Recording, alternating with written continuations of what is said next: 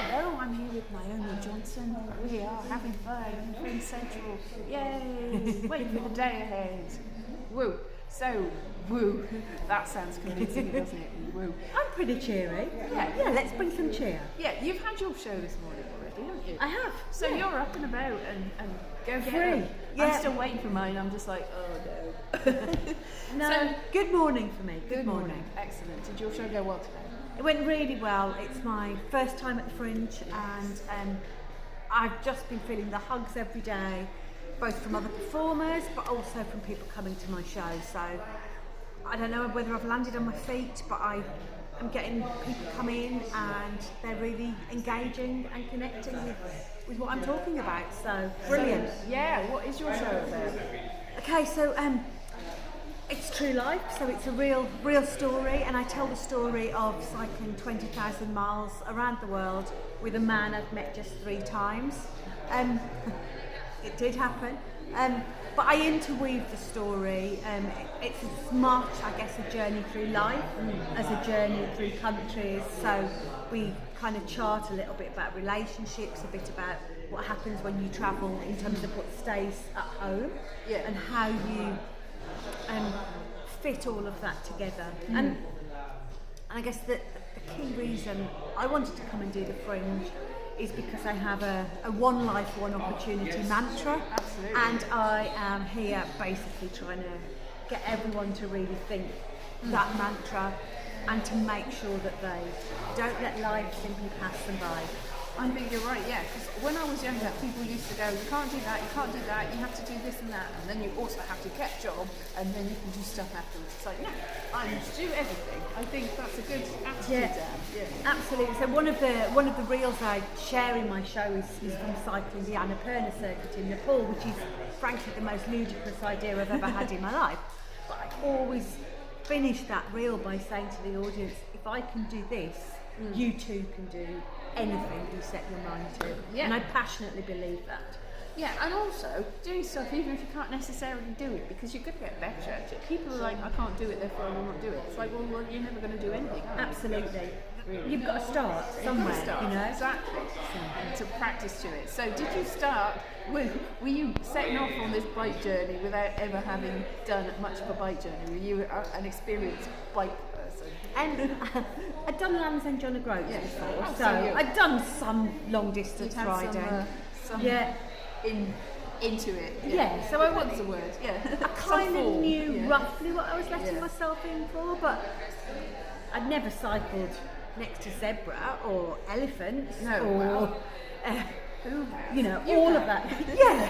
So some of that was certainly That's very exciting. new. Some of that was certainly very new. Yeah. Yeah. So your show actually it's a sort of real life. This is what happened. My journey. What sort of elements do you have in your show to convey that to the Okay, audience? so I talk about how the trip came about, why I did it. I share some funny stories from the trip, so the animals we meet, some daft tales about staying in Japanese love hotels. You'll have to come to the show for that one. And it's interweaved, I guess, with a story around family health and my own health.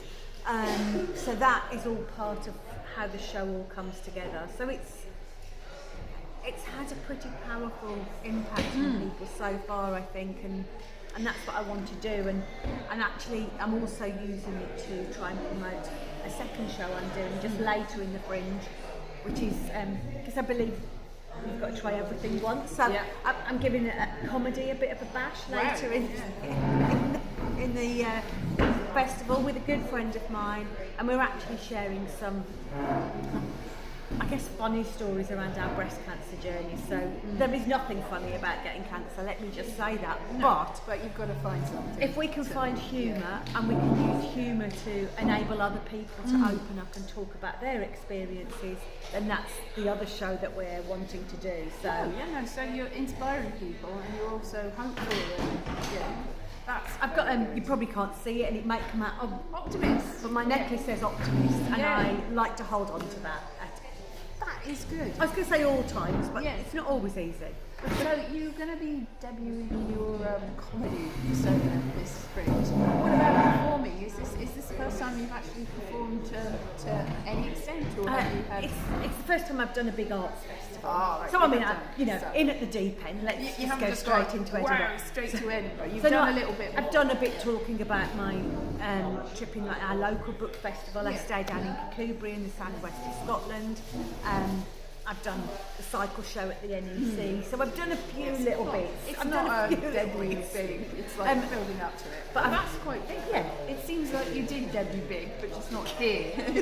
Yeah, Carry on with it. I guess my whole personality is if you're going to do something, do it it big or go home. Yeah, And that yeah. follows to everything I do. So Yeah. I know that's probably not for everyone, but that's what I mean, I've done. you so. should. I think that's a good.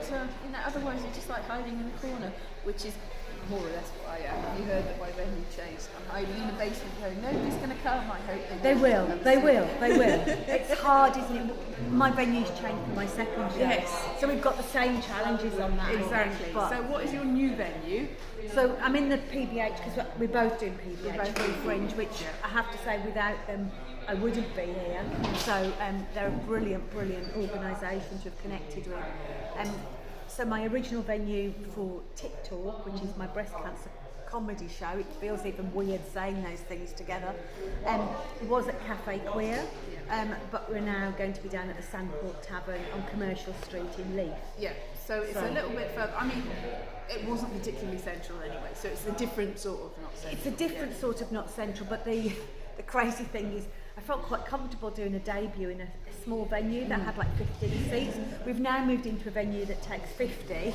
Well, go big. Go big or go home. Yeah. So we'll see how that goes. See how that goes. No, somebody that I know went to see one of the shows at that venue and said that realistically, if you had 10, it would be packed. Okay. So no. At Cafe Queer. Yes, exactly. Yeah. The original one. So, Yeah. so now you've got more leeway.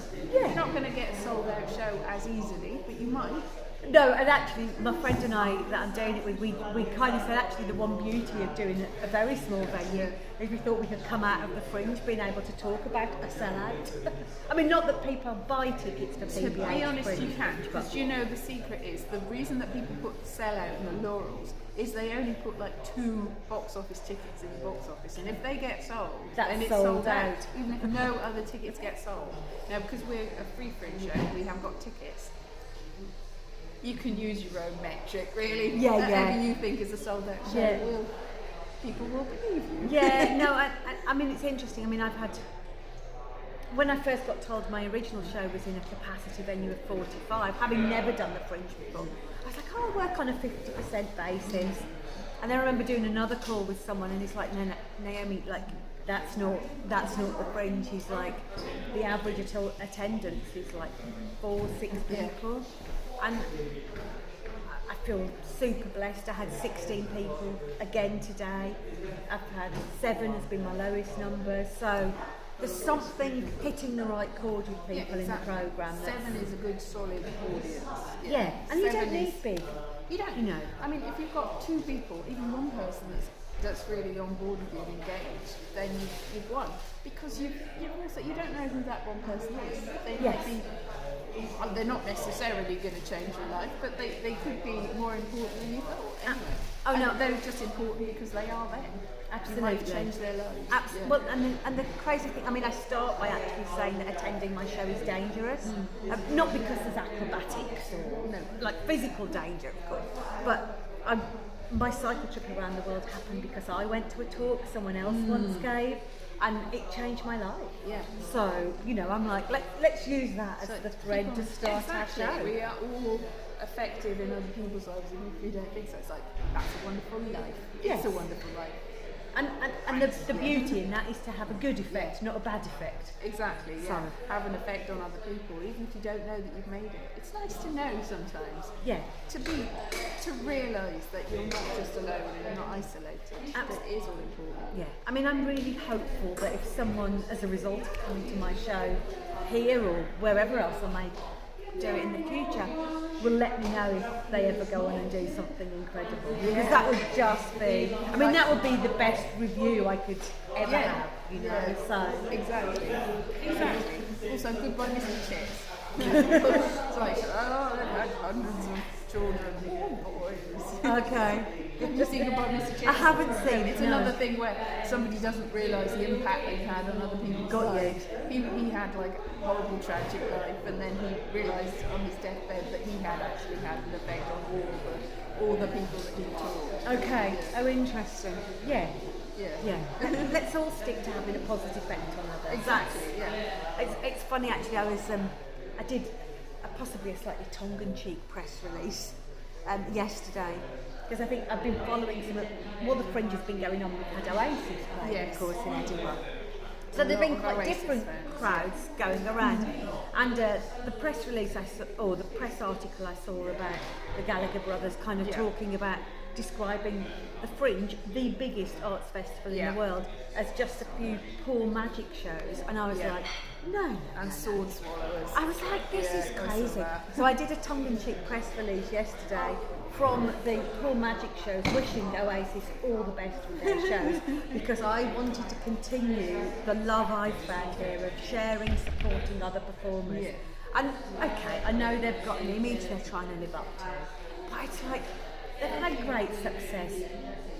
There's no What's wrong with sharing? Exactly. What's wrong with sharing? I mean, they've success? got a reputation for being churlish and annoying other people, so it's not like it's different. They're bad. They're gonna, but they annoyed each other. That's the reason they stayed away from each other. But I thought let's give a nice welcome, and you know, especially given my venue's been quite close to Murrayfield, so lots of people coming in my venue over the last couple of days have been having a few beers before going to the show. I'm staying near enough that I heard everyone singing along to all the songs, and Richard Ashcroft was the support act, which is how I thought I can hear the concert. I could hear them sing it. That's the weird thing. I could hear the support, couldn't hear them sing, just the people singing along. Interesting. It's funny, isn't it? Although I have to say I was slightly cheeky in my venue when I was going around, because I was flyering for another comedy show in the same venue.